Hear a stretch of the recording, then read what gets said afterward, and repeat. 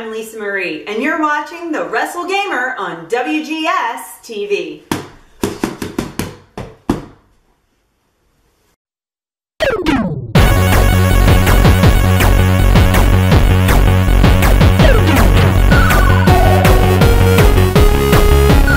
You have worked your way into another episode of WGS-TV right here on YouTube.com/WrestleGamer. I'm the WrestleGamer, Dominic Butcher, and this is going to be the Monday Night Raw review for the week of May 18, 2015. Let me go ahead and introduce the panel for this week's Monday Night Raw review. First off, ladies and gentlemen, he is the hardcore host of Hardcore Wrestling Radio, the hardcore one himself, and you can't get any more hardcore than Rick Head. Rick, how you doing?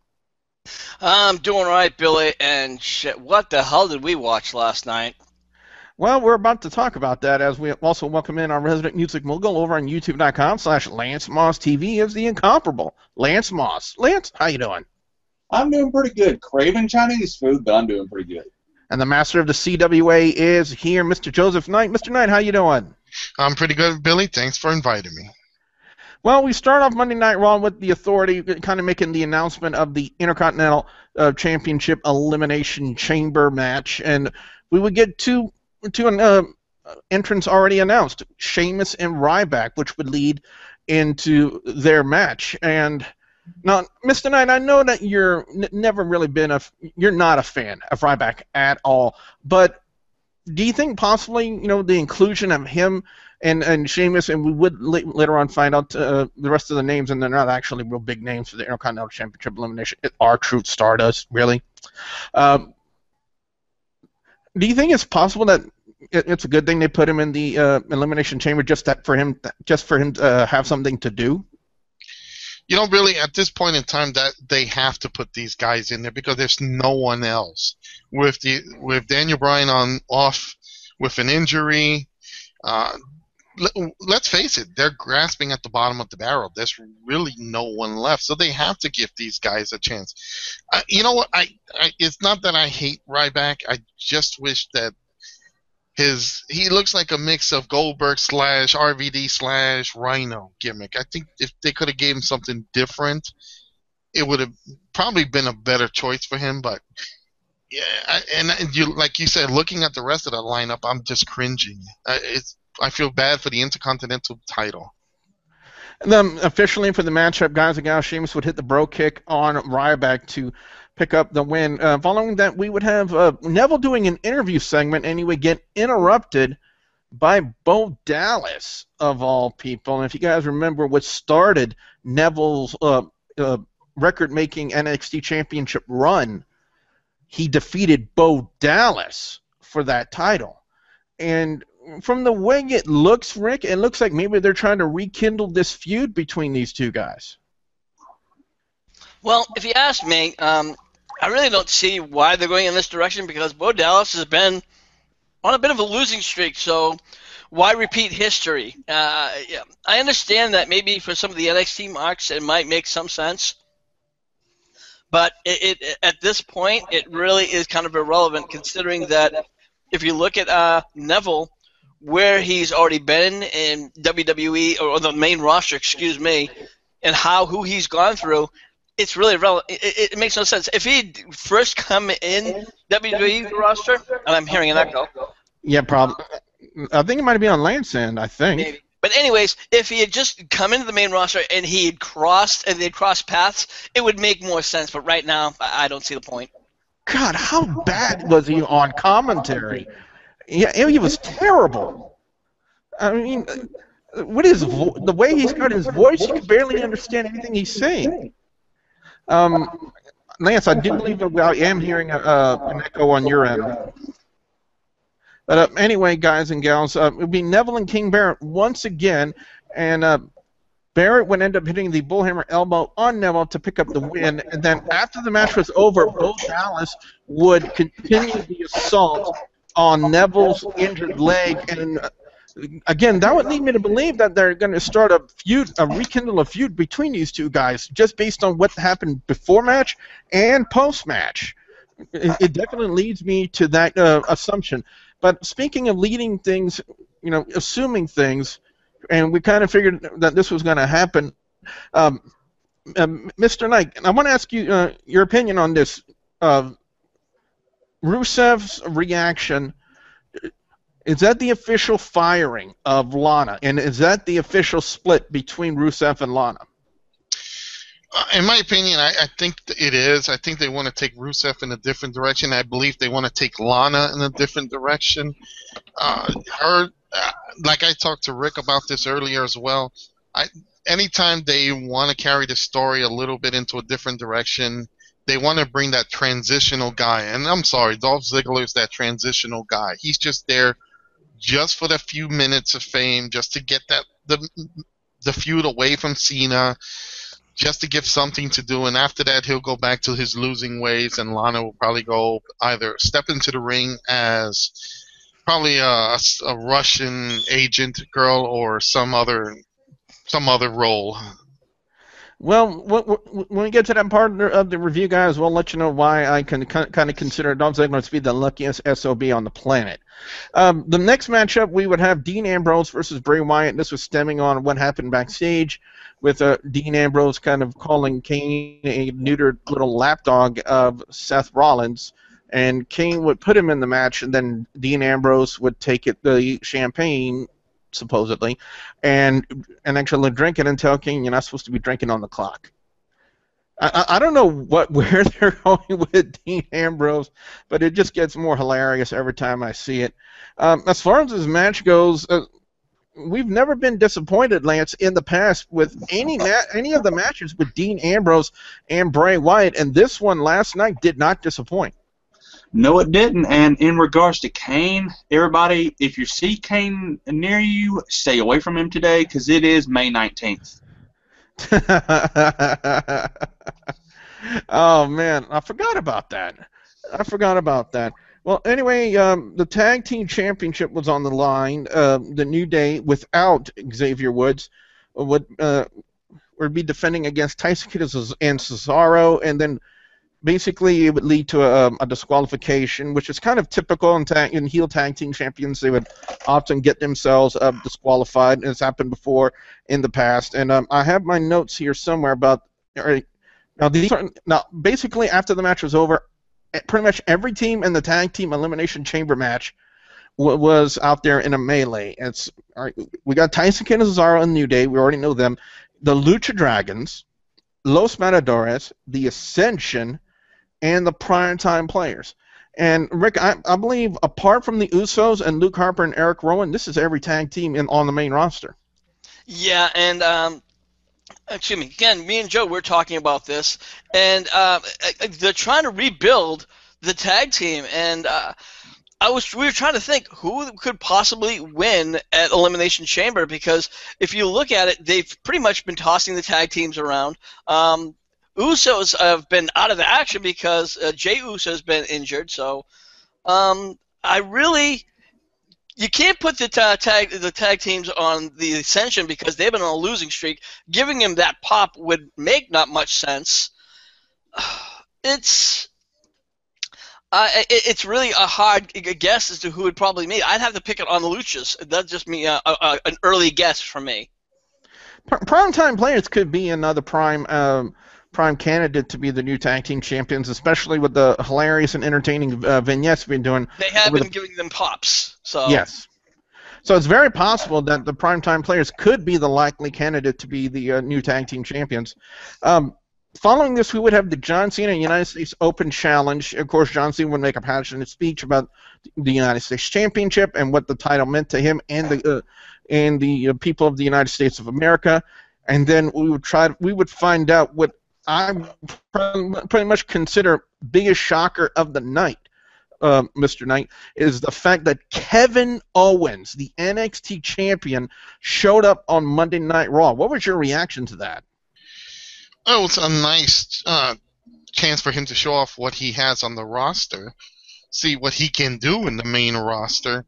Again, this is to me, it's a chance for him, for the NXT stars to start shining. I don't see much going on with this. I see it's just another way for them to pull Cena away from Rusev and go in a different direction. What's probably going to happen is you're probably going to see Owens get a good fair share of matches, probably start losing a bit at the end, and then he'll go back to NXT. So just to showcase some NXT talent, I don't think it's anything big, but it gives a chance for Cena to get away from Rusev and go in a different direction. Because in your personal opinion, is the Cena and Rusev thing kind of worn out now? Oh, it was kind of worn out, 2 months ago? It just didn't capture that luster that it's supposed to be. And let's face it, did we tune in to watch that match or to watch Lana at ringside? That's the main thing. We weren't interested in Rusev. We were interested in watching Lana come out. Hands up, how many people are interested in watching Lana? I am. Definitely. Definitely. I got to say this, though. Usually WWE can't pull the wool over my eyes. I've been watching for 27 years, but they definitely did with Kevin Owens. I'll give them props for that. And the fact that now that at Elimination Chamber, apparently this is going to be more than just a 2-match card for the Elimination Chamber. It's going to be Cena versus Owens. Now, I don't know if the United States Championship is going to be on the line or not. Yes, it will be. Oh, then that's going to be something to see, especially from what's going to happen tomorrow night at NXT TakeOver Unstoppable between him and Sami Zayn, and now the Elimination Chamber between Kevin Owens and John Cena. That's definitely going to be something to watch. If I could put in something, Billy, watch the match. If Kevin Owens loses the NXT title, then there might be something big coming at Elimination Chamber where he might win the belt from Cena just to give it a different direction. So just keep an eye on that match in case he does lose the belt. If he holds on to the NXT title, then you're not going to see a title change at Elimination Chamber. Have any of you guys seen the video of Kevin Owens at an NXT live event actually mocking John Cena and doing the 5-knuckle shuffle? Yeah. No, I'm not. Yeah, there is a video out there of him doing that, so I wonder if that stemmed from that as well, or maybe that was just Owens kind of hinting at what I'm going to be doing next and working against John Cena. Dolph Ziggler and Stardust would be up next. This was nothing really special, other than the fact that goddamn Ziggler's head is fucked up. I mean, God. I heard about the 12 stitches, but he still looked like he had a bowling ball on his face. Like right on his forehead, it's just like protruding out almost. But Ziggler would get the win with the zigzag, and then this is why I consider Dolph Ziggler to be the luckiest SOB on the planet. He got kissed not once, but twice by Lana, which would bring out Rusev in what I guess we can consider a fit of jealousy and attack Dolph Ziggler. Lana would slap him in the face for it, then followed up before Rusev could actually respond. Ziggler would hit the zigzag on Rusev, and Lana and Ziggler were out of the ring. All I'm going to say is, Lance, I think we're both in agreement, Ziggler is the luckiest SOB. Yeah. I'm not sure Rusev knew that what was going to go down, because if you notice, Ziggler kept looking up towards the ring to make sure Rusev was going to just come up and beat the hell out of him. He was like, he wasn't admiring the backside. He was like, uh-oh. Yeah. Well, anyway, following that, Luke Harper and Eric Rowan would just completely squash Fandango and Zack Ryder. That's all I can say. Interesting finishing move, though. A double-team super kick and a full Nelson slam combination on Zack Ryder. Man, his career is pretty much just tanked in WWE. But as long as he's making the money, then I guess we really can't complain about it.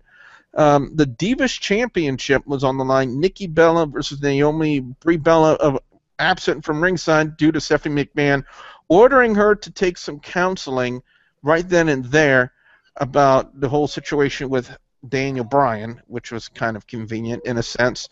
And the matchup would end up with a disqualification. Tamina would interfere, and they would start beating her down. And then Paige would make her return to WWE, take out Tamina, take out Paige.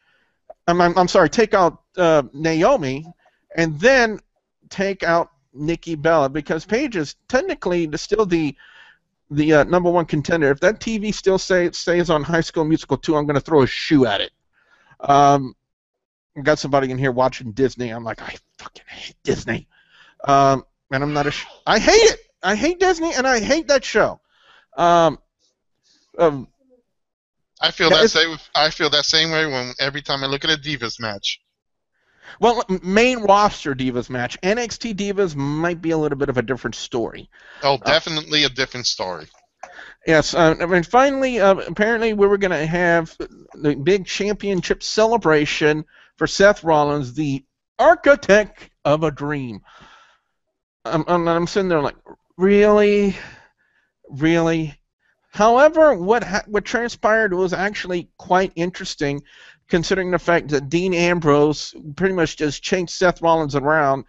And, the cinder blocks would come into play of sorts, and Dean Ambrose was threatening to pretty much just smash Seth Rollins' brains all over that cinder blocks. And the Authority now has granted Dean Ambrose a championship match at Elimination Chamber. So from going from what would appear to have been a two-match card for Elimination Chamber, we now have a United States Championship match, we have a WWE World Heavyweight Championship match, and 2 Elimination Chamber matches. How many matches do you think we're going to see on this card, Rick? Well, the way right now I see it, it looks out to be shaping up to be almost a full card. There's like 2 Elimination Chambers, like you said, 2 title matches. We could probably see even a kickoff match as it going right now. So, and if you look at it, this has been a busy month. With Payback, we have Takeover coming up tomorrow night, and now Elimination Chamber. And how much is too much? That's, I guess, the real question. Well, guys and gals, it's now time to take to social media and get your guys' thoughts on Monday Night Raw. And we're going to start on the Facebook page from an old friend, Gel Vanderdreich, if I've said that correctly. Gel says, a solid 4-star rating. I know I have a difficult name to pronounce in English, but just call me by the first name, so I guess it's too late for that. Some good build-up towards the Elimination Chamber where the tag title scene finally gets some good representing. Didn't even realize there were so many teams on the main roster, and I kind of got to agree with Gel on that one. I was pleasantly surprised to see Kevin Owens getting the call for a Raw appearance. Great to see a match booked between him and Cena at the Elimination Chamber. The IC title scene gets a decent chamber match by the looks of it, though I would be more pleasant with Neville taking the place of R-Truth. I would say so as well, Michelle, but I think they're probably going to be using Neville in that feud with Bo Dallas. That's probably why they're not including him in the Intercontinental Championship Elimination Chamber.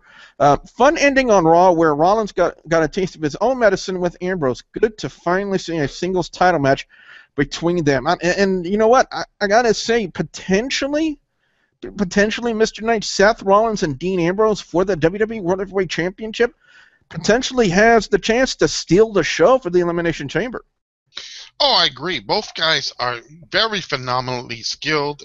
They have worked with each other many times, so this will be definitely a highlight. One question is, I wonder where's Roman Reigns going to fit in all this.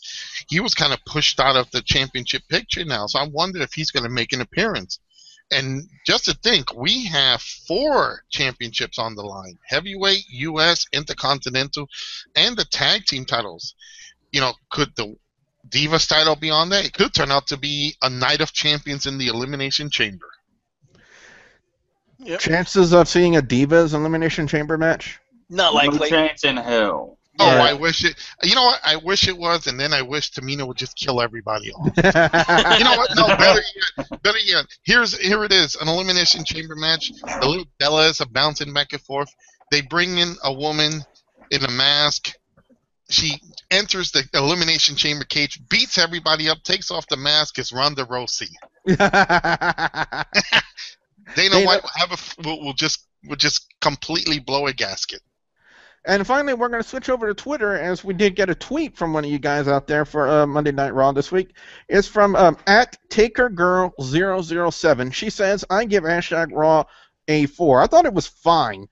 It would have been better if it was Lesnar who crashed the party. TakerGirl007, it's a nice sentiment, but Lesnar for Elimination Chamber, I don't think so. With all the rumors floating around about SummerSlam, and by the way, that'll be a pay-per-view I'm going to dread because Bork Lasers rumors of him appearing there, and kind of everybody knows my feelings about how terrible a talent I think Lesnar really is. Although there are people out there who say, "Oh, Suplex City," and I'm like, this is what I think about Suplex City. I just don't see it happening for Elimination Chamber. You know, people can dream. For some reason, I would consider that a nightmare, in my opinion.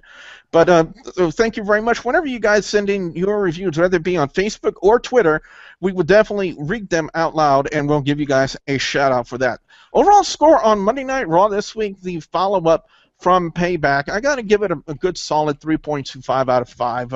I got to go best segment of the night, the confrontation between John Cena and Kevin Owens, for the sheer shockability of that segment. Nobody, not even yours truly, thought that Kevin Owens would be the one to come out there and make a Monday Night Raw debut against John Cena. And, of course, half the segment was about plugging NXT TakeOver Unstoppable, which was a smart move, in my opinion, considering the fact that you take him one of the biggest names in WWE, John Cena, and the haters can hate all they want. They can dislike this video all they want. They cannot deny the fact that John Cena is a big name in WWE. It is the fact that they use his name to help plug the NXT TakeOver Unstoppable event tomorrow night. That is a smart move, in my opinion. I gotta go worst match of the night, Nikki Bella and Naomi, for the sheer reason, the fact that I really didn't give a crap until the fact that Paige came out, made the save, and Paige pretty much just dominated everybody, even Tamina. That's pretty much gonna be it for me. Rick, over to you. What's your overall score and your picks for best and worst match or segment of Monday Night Raw this week? Well, first I'm gonna say is Raw itself. It was, with the exception of the Kevin Owens debuting, you know, that was probably the highlight of the night. Raw, you know, it was just an average Raw. You know, they were just pretty much boosting Elimination Chamber. Other than that, it was just what it was. Nothing. It was an average Raw. I have to give kudos to Kevin Owens. I know that he really tried to push his character, which was just pretty much that angry indie wrestler, but I really, in the end, unfortunately, I don't see him beating John Cena, and he's gonna get his beating, and he's gonna get a tap on the head, and he's gonna get kicked back to NXT, unfortunately. Let me ask you this, though. Let me finish. As much as I would like to see him win, and as much as I think he could win, the WWE is not going to push him. I don't agree with that. Really? I don't. Okay. Well, what if he retains the NXT Championship tomorrow night at Unstoppable? Would you change your opinion about that? If he retains, then I'll guarantee I'll absolutely, totally disagree with you. If he retains, Cena is going to kick his ass even more. But if he loses the title to Sami Zayn, you think something else will happen? And it's I'm still going to have doubts, because I'm going to tell you right now, you know, they didn't really want to push Sami Zayn, and the fact that he came over as this, you know, guys, you know, I've been wrestling for 15 years, and I just got here, and you know what? Half you guys don't know me, and you guys are wasting my time. He pretty much spit in the WWE Universe's face. Now, don't get me wrong, I'm not coming off as some WWE mark, because I'm not. But the WWE is huge. They want everybody else to be marks, and they live for the marks. And I'm telling you right now, they want they live for that shit, and they have to have everybody be, we are the best, and we want, and anybody else who comes in our ground, we stomp on you, we beat the shit out of you, and then we kick you back. Make no mistake about that. Look what they did to Sting. Yeah, Sting's a legend. Yeah, there's no denying that. There's no denying that whatsoever. Lance, over to you. Your overall score and your picks for best and worst match or segment of Monday Night Raw this week? Best match, I'd give it to probably the Cena. I had the Cena Kevin Owens. Yeah. Worst. Mysterious hand. He has a referee there. You notice that? That's my mom. James. Oh, I thought that would have been James in his referee outfit. You're like, shit, that James. That's why you ain't on the review this week. Well, that and worst match, I gotta give it to Harper and Rollins versus Fandango and Zack Ryder, because Fandango and Zack Ryder just got freaking 8. I'm going to ask you guys this a question before we get the final one from Mr. Joseph Knight. The past couple of weeks, we've seen a segment backstage for Kane walking. He stops, he looks at Adam Rose and Rosa Mendez kissing, and he almost barfs. Is that just something to fill time, or are they trying to build something out of that? That's for fill time. They went 3 hours, and they know it was a mistake because that was NBC pushing them for the 3 hours, and now they're trying to work that extra hour. Yeah, that's the case of just finding anything to do. Next week, you probably would have seen Hornswoggle doing a little Irish leprechaun dance just to kill a few minutes. Exactly. Oh my God, Mr. Knight, your overall score and your picks for best and worst match or segment of Monday Night Raw. I'm trying to get an image out of my head. Hey, just think of Hornswoggle in a little I Dream of Jeannie outfit going da da da da da da da. Oh. I wish we could have pictured you doing a belly dance. Screw you, Rick. That should be his Tough Enough video. Ain't nobody need to see that. Okay. Nobody. My overall never happen. score, It'll never happen. My overall score is basically going to be a 3. It wasn't nothing. It was just basically nothing too exciting. Best segment, yes, it was the Kevin Owens John Cena segment because just for the fact just to start including more NXT stars over into the main roster, it's an improvement. I would have to say the worst segment, he probably Kane walking in on poor Adam Rose, interrupting the only kiss he probably will ever get. And also gotta ask, the only I would have probably been more happy if he was kissing the bunny, and probably would have been even 10 times better if he would have been kissing a Playboy bunny. Probably would have gave him a much better thing.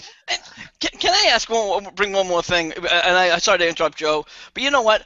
Me and Joe were talking about stables. We think that. What do you guys think about bringing back, another stable? And there's a perfect stable that's already available. The Rosebuds. Have them be disgruntled, Rosebuds.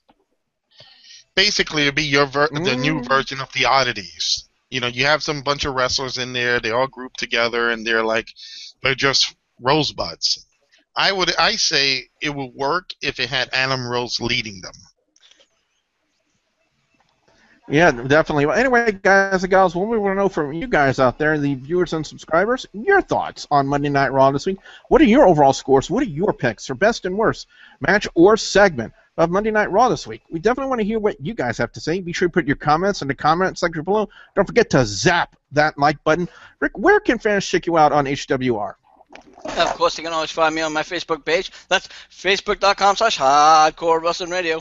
And anytime you want to listen to us on any of our shows, check us out on youtube.com/Hardcore HWR Show. Wow, I can't speak tonight. So that's going to be it. Thanks. All right, Lance, what can fans expect to see when they come visit your channel over on youtube.com/LanceMossTV? Album reviews, NASCAR discussion videos, redneck garment cooking videos, musical equipment reviews, some rants, the archives of controversies and scandals from Hardcore Wrestling Radio, and hit me up on Twitter. It's @LanceMossTV. And Mr. Knight, where can fans check out more information about the CWA? Well, Billy, they can follow me on Facebook.com @Joseph Knight Manager. They can follow the CWA also on Facebook.com Classic Wrestling Association. You can follow me on Twitter @JKnightCWA, on YouTube under the Classic Night channel, and also finally on our website at ClassicWrestlingAssociation.com.